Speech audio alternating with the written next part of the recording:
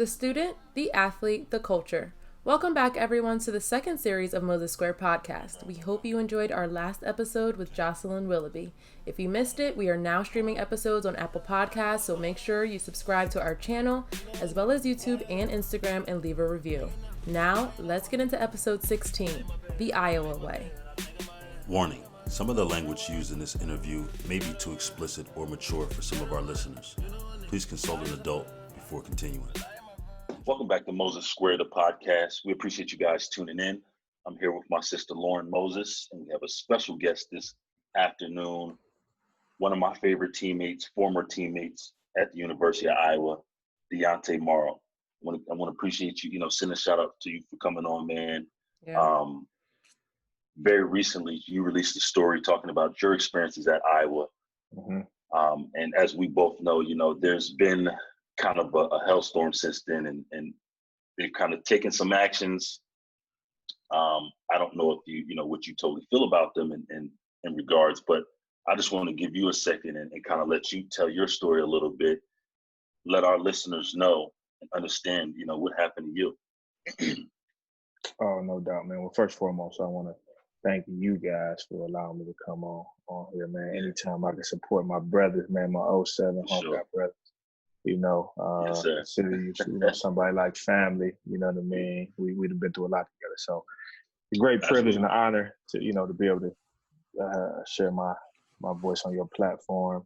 How do I feel about the entire situation that's been going along? What do you feel about the response, Iowa's response? Because I saw it seemed a little one-sided. Well, first, can we talk about what the article was and what it kind of entailed and your experience and how it played out, the interaction with the strength and conditioning coach at Iowa? I got you. Well, with me and your brother we both came in as highly recruited athletes in 2007 Iowa Hawkeye class. And we had some. Let me see. Our chances of playing early and the opportunity for us to be successful, came a little bit earlier than most. Sure. We walked in with a lot more skill and talent than the average freshman. Yeah. Right. So we were blessed in that sense. But so the article, it was just about my situation, why I left Iowa, and how the I guess you could say the former strength and conditioning coach at the time kind of used his power and his title to kind of treat student athletes in a certain light. Mm-hmm. I was one of the guys. I was your brother can attest to this. I was always one of the guys. I was just always raised not to. Hey, I'm not taking any SHIT from anybody. So, Sure. I was always, I guess you could say, one of the voices of the class. And at that time and in that era, that was kind of frowned upon. Like, hey, during that time, it was like, hey, do what I tell you. We kind of, we gave you $250,000. When I tell you to. When I tell you to, we gave you a $250,000 scholarship. Yeah. Hey, shut up and listen, and that is what it is. But it was just about my experience and why I left. He began to, during my 2-year tenure there, and your brother can attest to it along with some other guys, it always felt like he kind of had certain little jabs or little jokes that at the current moment would be, more racist and more, frowned upon more in a big way. frowned upon than it did back then, mainly because it's 17, 18, 19, 20-year-old young men, coming from, especially coming from inner city or coming from, your area where you have dreams and ambition to play in the NFL. Mm-hmm. We kind of let them get away with it a lot more than we would now as 25 plus grown men. If the guy was to walk up to you and say that, it'd be a different story, a different outcome. But he kind of said some, it was a morning workout. It had been my first year was pretty cool. And the second year it was rough. It was kind of rough, just me, for your brother, for a lot of the guys that came in with talent and had some early freshman success. It was kind of like they kind of used us when they wanted to. Never gave us a real reason why we weren't playing more or starting. Sure. And, it was a frustrating process, especially when you come in as a freshman, play 10 games, get a little bit of taste of the action. Mm-hmm. And we make plays now. There was every projection, every player, so on and so forth. Like, hey, y'all two gonna be the dudes. Mm-hmm. And that was just kind of was. And we weren't two guys that had a big head, so we still put our work in, and Sure. with no reward for it. Long story short, it was a morning workout. For whatever reason, I guess it was my day. Mm-hmm. I mean, he picked on your brother for months at a time, along with other people. Yeah, for sure. I was one of the lucky guys to where I kind of stayed out of his way just because I never really felt the dude anyways, but I know how to maneuver around people and just stay out of the way. But I guess today was my day. It was like a 6 a.m., 7 o'clock workout. And it'd be early. It was early. Oh man. Yeah. It was. The way he came about it, you would think like it was in his planning. Like, hey, today I'm gonna mess. today, I'm gonna get Moses in the morning. I'm gonna get Morrow in the afternoon. We're gonna ride this out for about. We got him. So we got him. So, but no, it got to a point to where, he called me out, in front of some players, and I kind of called him to the side. Well, first he called me out, and it was, hey, do this. You not, and then he started just pretty much degrade me, kind of sort of talking like I'm beneath him and so on and so forth, and I wasn't having it. So he kind of, I was kind of sick that day. It was already reported, so on and so forth. Okay. And for whatever reason, I got kind of dizzy, so I couldn't really complete the workout because I wasn't holding food. All student athletes know, hey, you got to put some, you got to put fuel in the car, Absolutely. to be able to run. And I just couldn't do it. I had like a 24-hour, 48-hour bug, so I kind of had a stomach virus. The only thing I could hold was water. So if you've been to Iowa workout, you just you better have some calories in you. You just consuming water ain't gonna cut it. But unless I try to do it, a trainer had actually told me that, hey, go sit on the bike, go ride the bike. It was two of my former teammates they had just had surgery. So as a matter of fact, it was Tyler Sash, RIP Tyler Sash, and another guy, Brett Greenwood, who I hope he's doing well and doing better as well. They were on the bikes. They had just had like a service, rehab surgery or something, so they couldn't participate. But I got on the bike. They trainer took them off the bike, put me on the bike.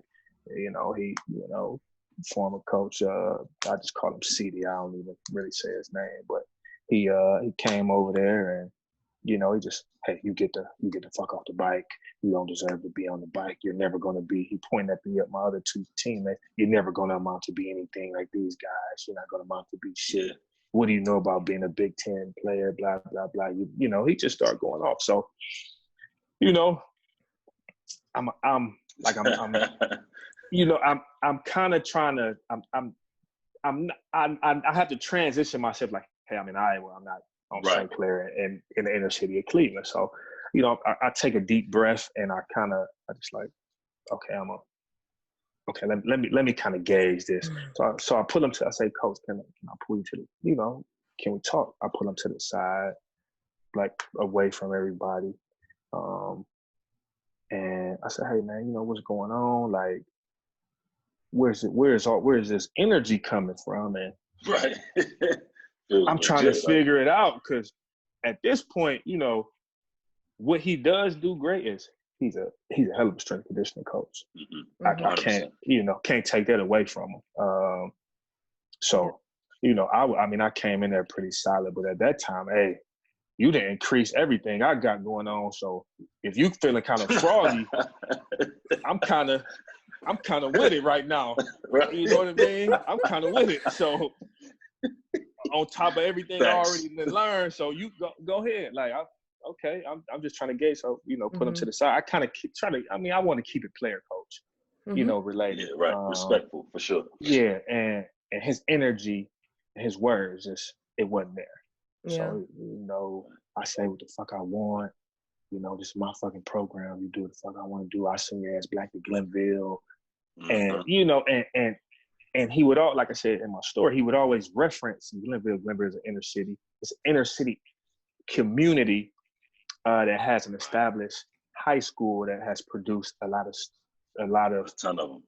ton of collegiate athletes, pros, so on and so forth. That and like I sing as Black to Glenville. So to me, he would always make those. Oh, you went to St. Anne's. I went to St. Anne's, which was a private school, very well known for their sports. Yep. So academics as well. Academics as well, right? So for sure, he was a smart kid. Yes, I appreciate that, but I tried. But yeah, he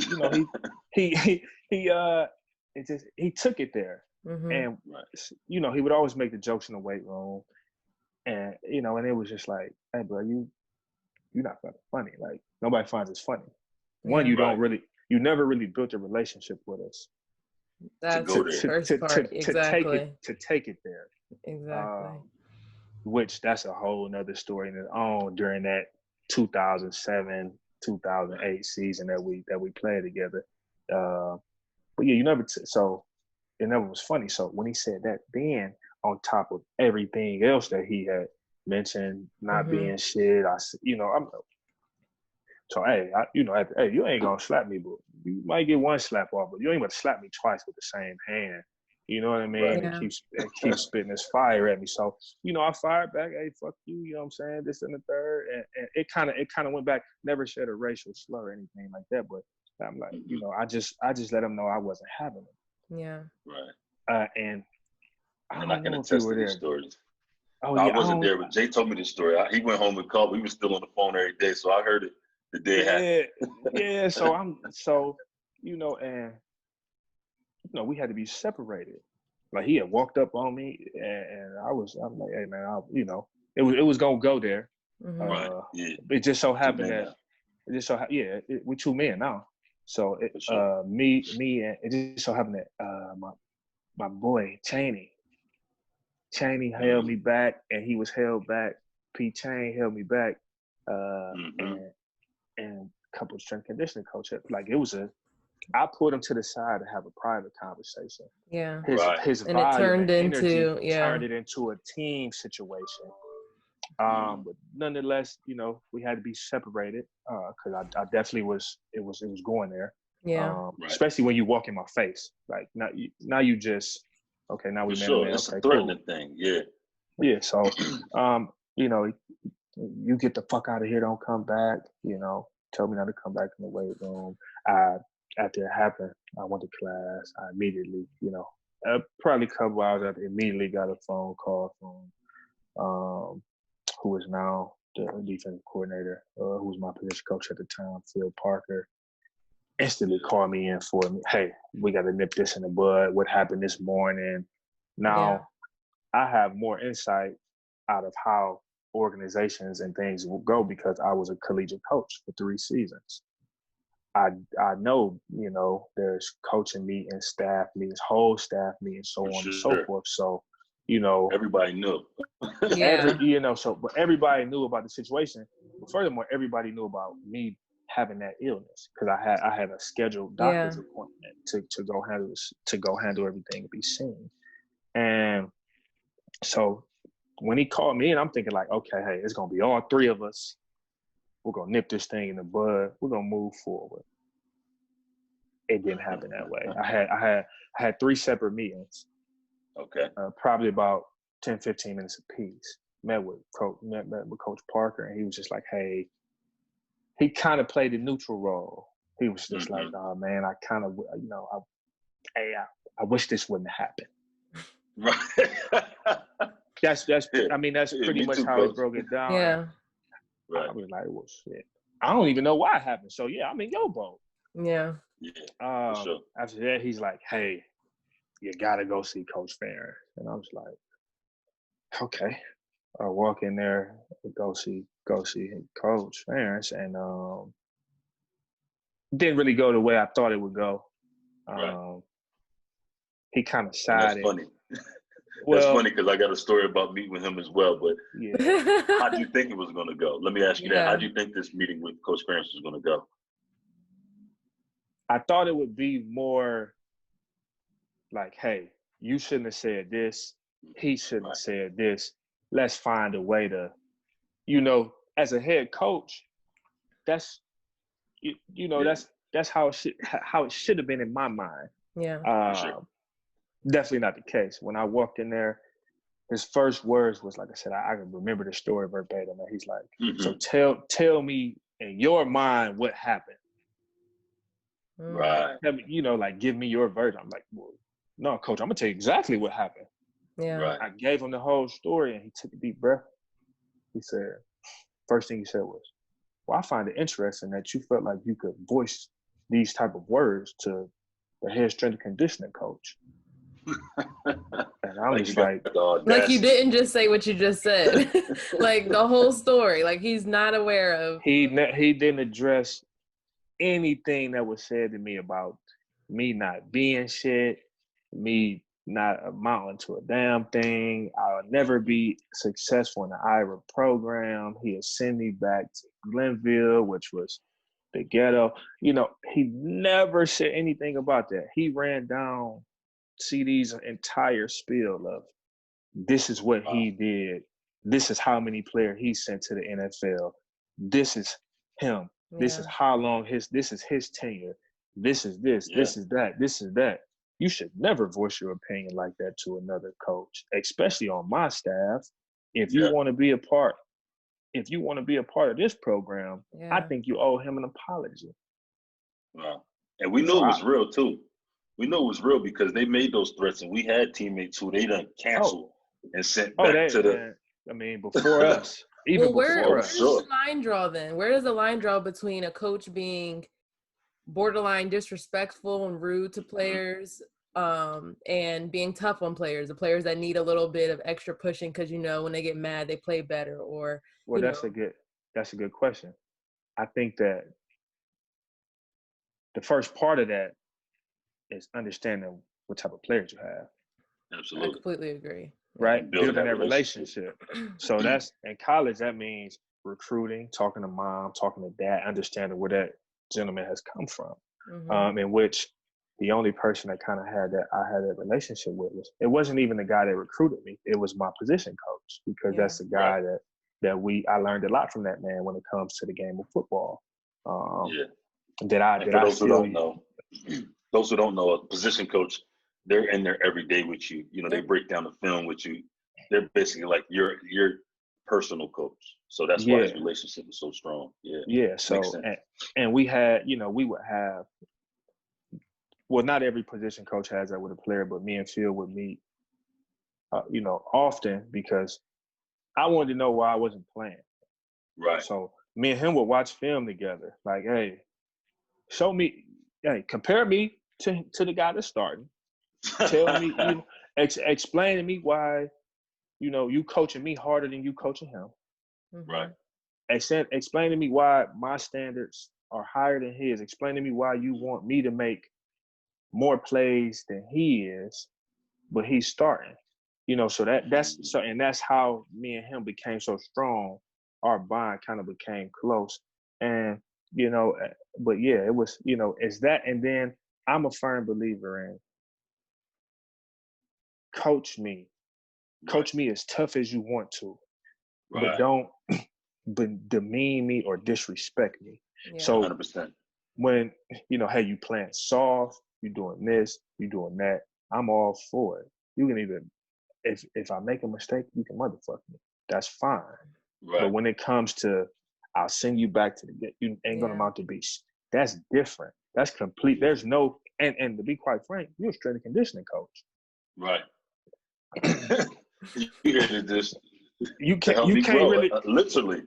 You're here to help me grow. You're here to help me grow, but I mean, to be not no disrespect to strength and conditioning coaches, at the end of the day, like, hey, stay in your lane. Talk Yeah, I to was me gonna say, about. strength and conditioning coaches are support coaches. I will say they support the program.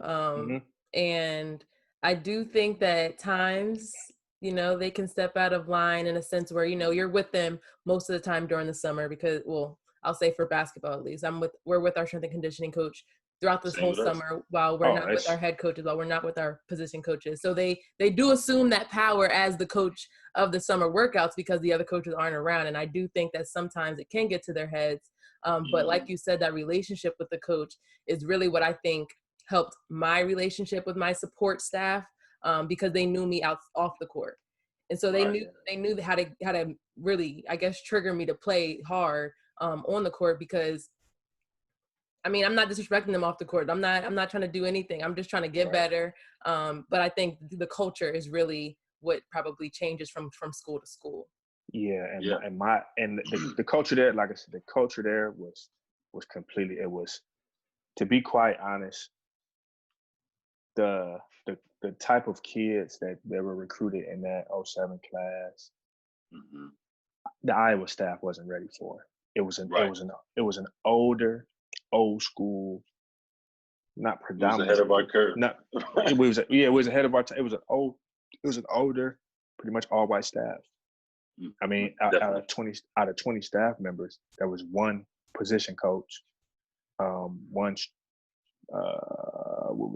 one strength coach, one assistant strength coach at the time, and maybe one guy that was in like on an admin role.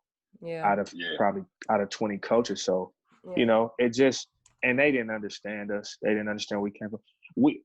I can attest to this. The top guys in our class, we didn't need any of that. We was all competitive. Like we was competing. We were competing with each other. It was we didn't need anything. Me and JB, we ran with the bigs, we ran with the skill players, and we was working out with Dez. On me. And it was hey, we pushing each other. We didn't need that. So, for him to go there and for fans to just back him up. And, I kind of felt a certain way, but I'm like, hey, you know what, man? Listen, these dudes, lightweight, still in control of my livelihood at this time. Right. Like, I can take one on the chin as long as we can come to an agreement. So I said, hey, coach, you know what? I went in there. I said, you know what, coach? I'll go talk to him. So, and the big, well, back then they had the big, crazy heavy doors. I left Coach Ferentz's office, went to the strength conditioning weight room and opened the door. Nobody was in there. As soon as I opened the door, you can see because he had, as soon as you open the door, his office was the first one, and it was straight ahead, clear glass windows. And as soon as I opened the door, you could see his whole demeanor change. Like he was ready for war. He was a big, bald, Brody, white guy. His head turned red as soon as I walked in the door. So, and as I'm walking towards him, in my mind, I'm like, he about to be on some bullshit. Yeah, he on it. And if anybody has ever been coached by him, when the face, the walk, and you the eyebrows, man. When he hit you one of you get the with the people brow. All right, so I walk in there. I say, hey, coach, it's verbatim. I say, hey, coach, want to rap? You got time to talk? He's rocking. Yeah, what's up? Energetic. And I know there's only me and him in there. Right. So in my mind, it's like there's two ways it's gonna go down. I'm praying that my man don't get up and that we don't have to take it there. So I'm like, hey, I'm calm, cool. You know me, Dad. My personality is super laid Always back. Was cool. Always. So I'm just like, hey, coach, can we talk? He's like, what's up? I was like, well, it's some things that was said earlier today. We both shouldn't have said. I just want to come in here. I want to make my peace. I want to get back to this business. Whoo, boy.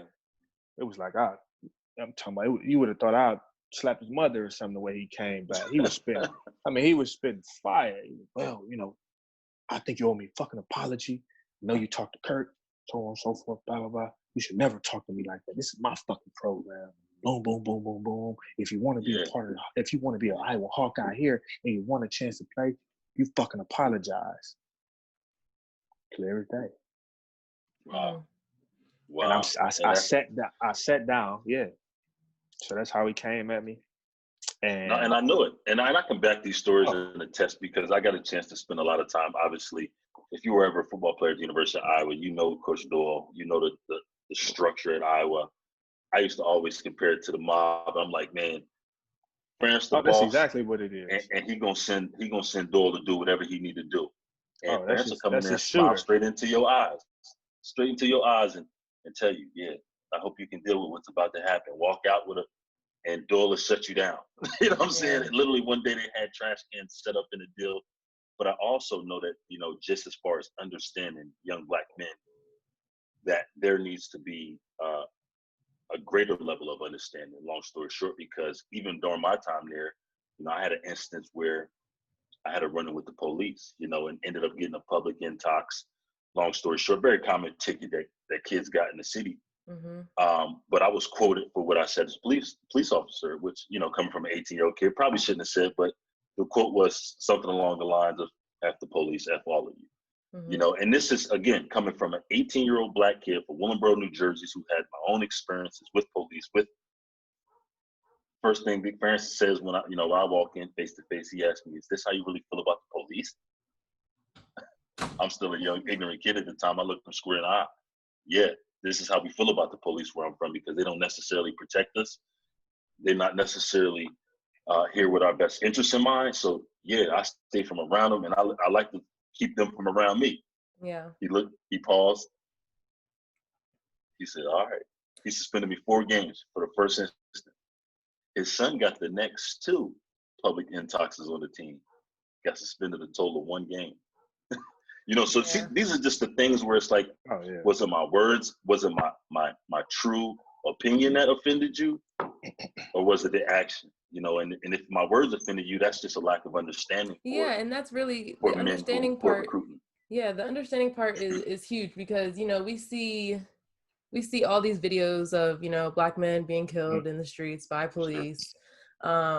And a lot of times we don't see it. We don't see videos of it. And just like in your situation, Diauntae, like we don't get to hear stories like this. A lot of people are afraid to speak out about what's going on at these schools, and maybe not now, not that they're not there anymore, but like, what would you say, or how would you advise players who are getting the similar treatment from strength and conditioning coach, from position coach, from head coach? You two ended up transferring from Iowa for similar reasons, it sounds like. So it was the same reason. Right. Honestly. So what do you say to students or student athletes who are in that situation? Obviously, transferring is always an option, but how do they stick it out for, the rest of the season? I didn't. I left mid-year, honestly. Yeah. It's 2 parts to that question. The first part would be, like I tell all my kids, like I told any student athlete that I recruited, do your homework. Right. That's the best thing you could do. Do your homework. In the time it is now, you don't have to go to a big name school to be a top 10 pick. At all. You just got to play. You just got to put up the numbers. And during our time, it was a little bit different. My original highlight tape was on VHS. My original highlight tape is on VHS. You had to get 2 VCRs. I actually just sent all some of my game film from high school and some of the college stuff to be converted to DVD and MP3. So the window of opportunity is open now. Understand that. Be respectful, but understand. First do your homework, but then if you get into a situation, try to be as respectful as possible. But also stand up for yourself. Mm-hmm. You know, as a young man, 18, 19-year-old young man who's going to be a father, hopefully, and raise his own family. You know, you always want to build that foundation of, you know, be respectful, but always, you know, protect yourself, take up for yourself, and understand that these coaches are not in control of your destiny. As you know, contrary to what they believe, you have other opportunities now. Now with the likeliness deals that the NCAA can get and things of that nature, they're low. You know, they are no longer in YouTube and Instagram, where you're making your own highlight tapes, social media. They are no longer in control of who you are or your success during that time frame. And anybody, if you did not, you can be a super duper great player. And I think, and over me, you know, of course I'm going to be biased, but I think your brother and a guy like Jordan Bernstein, who didn't play as much as he should have, along with a starter at least, along with a couple other guys. I quite frankly, I'll be honest with you, from, you know, pound for pound, I think I'll be right underneath those guys, or even with them. But I looked up to them guys like, man, them guys can do it. If you have the talent, you know, you have more platforms to be successful for the people to see your film. So, you know, understand that, and you don't have to tolerate it. You know what I mean? And honestly, you don't have to tolerate it. To piggyback off what you're saying, man, social media has changed the whole dynamic of recruiting, you know, college to pro, you know, the whole deal. But I think it's important, like you said, is to understand your own value as an athlete. Even back then, man, we were good enough. We still made it, you know. And just to go back kind of to the Iowa deal, with my own experience, you know, I had decided to transfer after I came back. And this was obviously a 4-week suspension where not only was I alienated, I couldn't even eat with the team.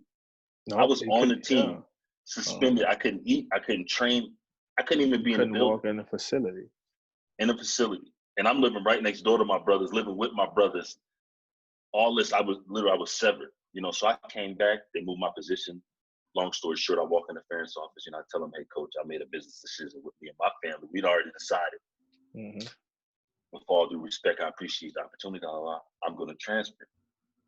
Well, we go on. I wake up in the morning and I've been kicked off the team. This was a statement put out by the University of Iowa football program. So my little black self versus Iowa's story now.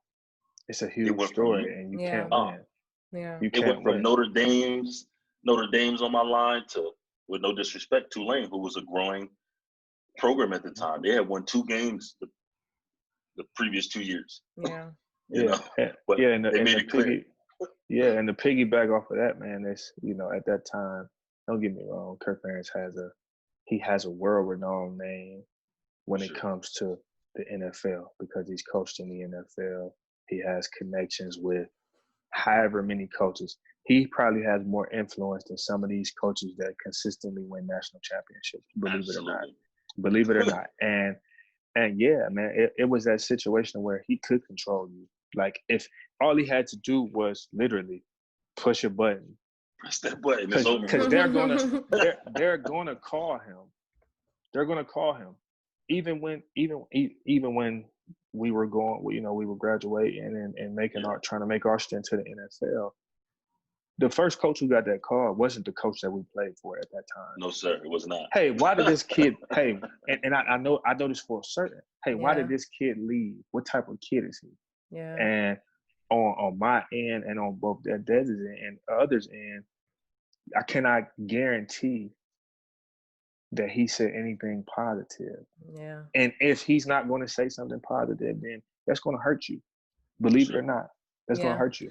And I've had teammates who've been in that situation with trying to transfer, but I think going back to the point of standing up for yourself for athletes who may be going through such situations that are similar to this or are exactly the same as this, my point is, you know, prove them wrong. At a very young age, I was deciding between 2 AAU teams at the age of 12. and I decided to leave a travel league team that I had been playing with since I was 9 years old. And the owner of that team told my father that I was never going to play for a Division I team. That I was never going to play, let alone start for a Division I team. And I was 12 years old. I mean, I'm just like, whatever this man says, it doesn't really matter. But I do remember being on campus my freshman year at the University of Virginia, and my goal was to start. Just because that man said that I wouldn't be able to play, I'm going to take it up a notch. And so for my athletes out there who do have that confidence, who do have, people who may be on their back that don't believe in them. You got to believe in yourself. You got to value yourself. You got to, because like you said, Diauntae, these coaches don't make you, they don't get you to the NFL. They don't get you to start, like you are in control of your own destiny, essentially. So everything, the naysayers, put them in the back of the mind and keep it going. Oh, I left an important piece of that CD story out too. on my exit, I actually stood up to shake his hand and say, I'm like, hey, thanks. I appreciate everything you've done for me. He looked my hand off, and he just turned around, and I walked out of the office. And that was the last time I ever stepped foot in that weight room. But no, I mean, it's crazy, man. Biggest thing, even that gesture, that's a great gesture coming from a young kid. Those are the type of coaches you had previously, and I can vouch for Tay. I mean, he was a respectful kid, thoughtful kid. Maybe unlike myself at the time, I was a renegade, but it was, we were a good group of young kids, man. We drove each other, we challenged each other academically, we held each other accountable. I mean, we even had little flurries and fights, but we were literally like family, and it's that's all we were one all of them things. Yeah, I take pride in, from my brother Sash to, Brian Balaga, guy who graduated or not went on to the league in 3 years. This guy played as a true freshman. We had these types of talents, and it truly was a blessing to be a part of. And I just want to send a big shout out to Tay, man, and for your time coming on, telling your story, because there are a lot of young men out there who are struggling with the same thing, wondering right now, do I have the ability to leave? Can I leave this big university, and face some of the backlash that may come with it? And my answer to these guys and girls is yes. Yes. Bet on yourself. Always do that. Trust in yourself, and then grind. That's it. You got to grind. Sure. Always bet on yourself. For sure. Well, we thank you so much for coming on this episode and sharing your story. A lot of people wouldn't. So we do appreciate that. We appreciate your time. And to wrap up, Dez, I'm putting you on the spot. What is your favorite memory with Diauntae as a teammate? Think way back when y'all were. I know it was a few years ago. I know it was more than a few years ago, actually. My greatest memory. Hey, let's keep this camera. Let's keep it PG. Let's keep this football related. Yeah, because he lived next door to me too, so we used to turn it up. All right. And Hillcrest. Okay, athlete related, sports related. No, honestly, it was. It may have been a Syracuse game, Tate, and I think it was our freshman year. Man, we had an opportunity. We were blowing out, Syracuse our freshman year, and they called them the Young Dogs, and we looked around, and there was about 6 or 7 of us out there, and this is still prime time TV, so it was a great opportunity for us. We looked forward to it.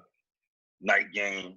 And we went out there and made some plays, and it was really just one of my most proud moments to see all of my young brothers. We come in and we're fighting, we're battling. You look over, your brothers making plays. You look back, your brothers making plays. Left, right, and it's a sense of pride. Being inside of Kinnick Stadium, where so much history. I still remember the hair raising on the back of my neck, man, just walking into that place, because the environment is unmatched. But just that camaraderie, that moment right there, being on ESPN with my brothers, looking at the future was a beautiful moment. And I think for me, honestly, that was probably one of my favorite moments with Tay and a lot of our other brothers, man, who went on to have great careers and are still influencing a lot of young men to this day. So yeah, nice. That's definitely my favorite memory.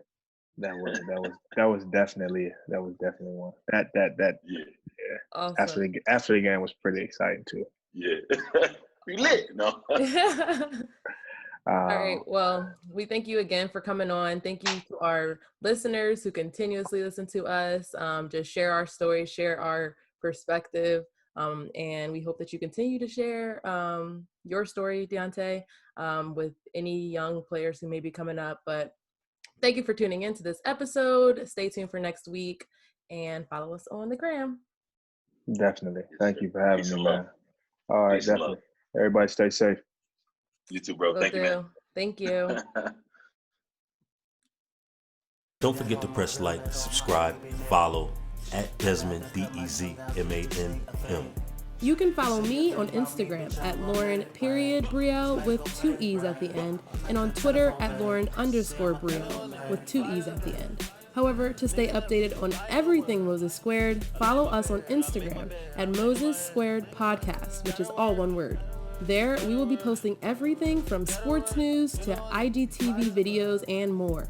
We hope you enjoyed this episode. We'll catch you next time. God bless.